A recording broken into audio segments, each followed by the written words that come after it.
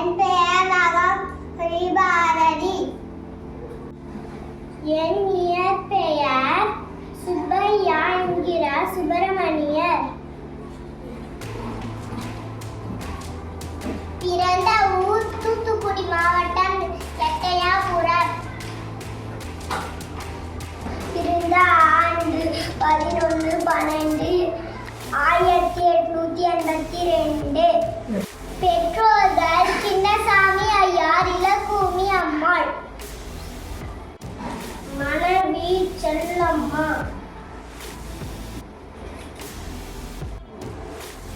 மற்ற பெயர்கள் மகாகவி பாரதியார், வீரகவி முண்டாசு கவிஞர். பிள்ளைகள் தங்கம்மாள், சகுந்தலா. 11ஆம் வயதில் பள்ளியில் படித்து வரும்போதே கவி புனையும் ஆற்றலை வெளிப்படுத்தினேன். பாரதி என பெயர் பெற்றேன்.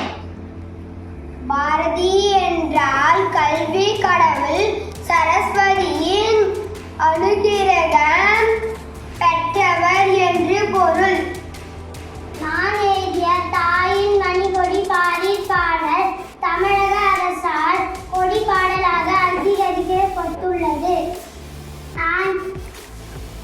நான் எழுதிய நூல்கள் பாப்பா பாட்டு, பாஞ்சாலி சபதம், குயில் பாட்டு, கண்ணன் பாட்டு மற்றும் பல. நான் புரட்சியாளர். மழலிய பாடல்.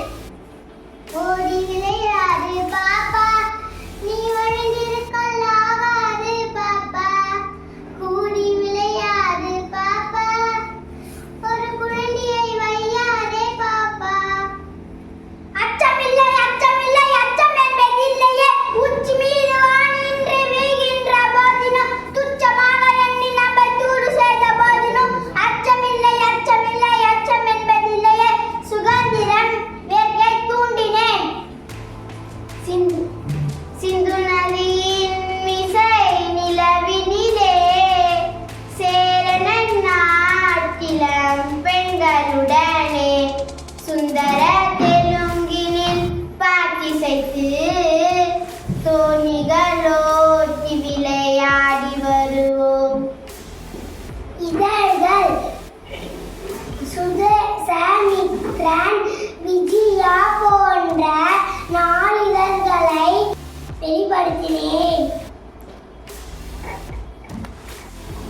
இந்திய சுதந்திர போராட்டத்தில் போது தேசபக்தியை தூண்டும் பாடல்கள் எனது படைப்பில் அடங்கும்.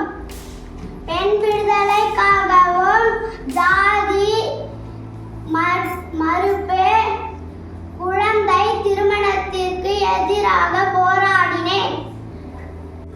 திருவல்லிக்கேணி பார்த்த சாரதி கோவிலில் லாவண்யா என்ற யானை ஒரு நாள் நான் தேங்காய் வழங்கிய போது என்னை தாக்கியதால் என் உயிர் பிரிந்தது.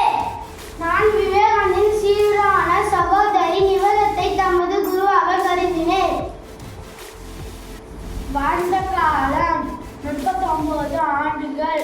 இறந்த காலம் 11/9/1921.